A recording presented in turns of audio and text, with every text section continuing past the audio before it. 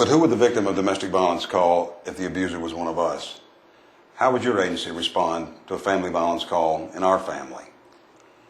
Victims of police-perpetrated domestic violence often have no one to turn to. They suffer the same shame, pain, and trauma as civilian victims, but they're further victimized by a system that often protects the offender rather than the victim. In order for victims of domestic violence to trust us, we have to prove to them the criminal justice system will keep them safe and hold the offenders accountable. How can we convince the public to trust us if we won't hold our own accountable for the same crimes? I want you to meet a woman who was a victim of police-perpetrated domestic violence over 35 years ago. She was so traumatized, even today, she doesn't want to show her face in this video, so we put her face in the shadows. This is the voice of a fellow police officer. Just regularly, I had a loaded gun put in my face, and normally he would be drunk at the time that happened.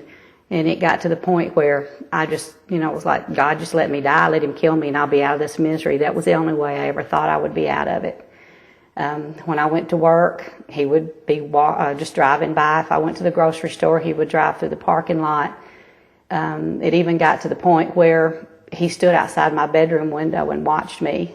And I let him. I didn't realize that, I could do anything about it. He said he was a police officer, and who was I going to call, because he knew all the police officers. He said he knew all the judges, he knew all the attorneys. There was nothing I could do. Nobody was going to do anything to him. When did you realize you were a victim of domestic violence? Well, actually, I was a police officer at that time, just starting out, and I had been sent by my department to a domestic violence training program. And during that program, they had the wheel, the violence wheel. And that's when I sat there and realized that that was me, that he had me controlled for all those years. The only thing was, he never went through the honeymoon stage. He never apologized for anything he did, because he never thought he did anything wrong. It would just escalate and then de-escalate and escalate and de-escalate.